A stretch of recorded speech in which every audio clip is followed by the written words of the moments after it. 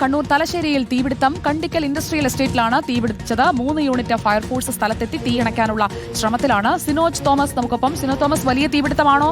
എന്താണ് നിലവിലെ സാഹചര്യം?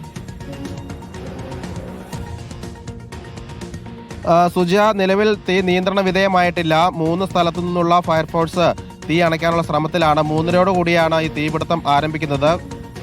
തലശ്ശേരി നഗരത്തിൽ നിന്ന് 3.5 കിലോമീറ്റർ അകലെയുള്ള കണ്ടിക്കൽ ഇൻഡസ്ട്രിയൽ എസ്റ്റേറ്റിനകത്തുള്ള ഒരു പ്ലാസ്റ്റിക് സംഭരണ കേന്ദ്രത്തിലാണ് തീപിടുത്തം ഉണ്ടായത്. അതായത് പ്ലാസ്റ്റിക്കുകൾ ശേഖരിച്ച് അത് റീസൈക്കിൾ ചെയ്യാൻ വേണ്ടി തരംതിരിച്ചയക്കുന്ന ഒരു സംഭരണ കേന്ദ്രമാണ്. പ്ലാസ്റ്റിക് ആയതുകൊണ്ട് തന്നെ വലിയ രീതിയിലുള്ള കറുത്ത പുക പ്രദേശത്ത് ഉയർന്നിട്ടുണ്ട്. വലിയ രീതിയിലുള്ള പ്ലാസ്റ്റിക് കരിഞ്ഞതിൻ്റെ മണമുണ്ട്.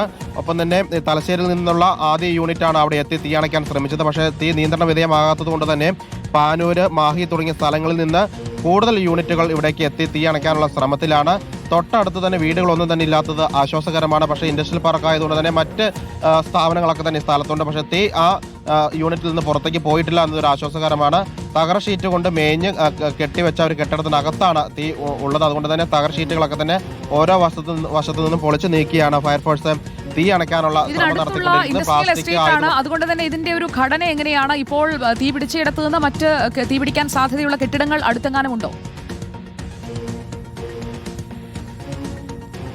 സുജിയ, തീപിടിക്കാൻ തൊട്ടടുത്ത കെട്ടിടങ്ങളില്ല എന്നതുള്ളതാണ് ആശ്വാസം. വഴിയരികിൽ തന്നെയാണ് ഈ സ്ഥാപനമുള്ളത്. തൊട്ടടുത്ത് മറ്റ് വലിയ സ്ഥാപനങ്ങളില്ല, വീടുകളില്ല.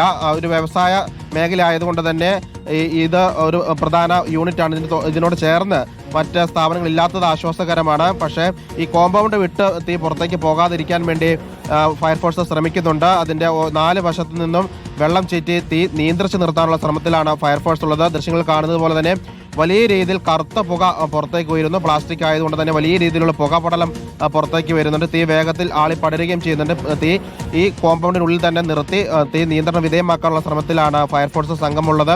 മാഹിയിൽ നിന്നും പാനൂരിൽ നിന്നും തലശ്ശേരിയിൽ നിന്നുള്ള ഫയർഫോഴ്സ് സംഘമാണ് തീ അണയ്ക്കാനുള്ള ശ്രമം നടത്തിക്കൊണ്ടിരിക്കുന്നത്.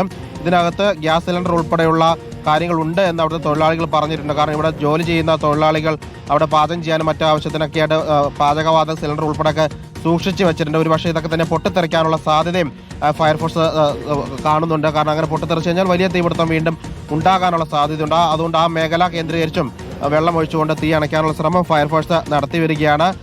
വശങ്ങളിലൊക്കെ തന്നെ തകര ഷീറ്റ് ഉപയോഗിച്ചുകൊണ്ട് ഈ യൂണിറ്റ്, ഈ പ്ലാസ്റ്റിക് സംഭരിച്ച് വെച്ചിരിക്കുന്നത് കവർ ചെയ്ത് വെച്ചിരിക്കുകയാണ്. അതൊക്കെ തന്നെ പൊളിച്ച് നീക്കി തീയിലേക്ക് വെള്ളം ചീറ്റി തീ നിയന്ത്രിക്കാനുള്ള ശ്രമമാണ് ഫയർഫോഴ്സ് നടത്തിക്കൊണ്ടിരിക്കുന്നത്. ഏതായാലും ആ വഴിയിലൂടെയുള്ള ഗതാഗതം ഫയർഫോഴ്സും പോലീസും പൂർണ്ണമായും വിലക്കിയിട്ടുണ്ട്.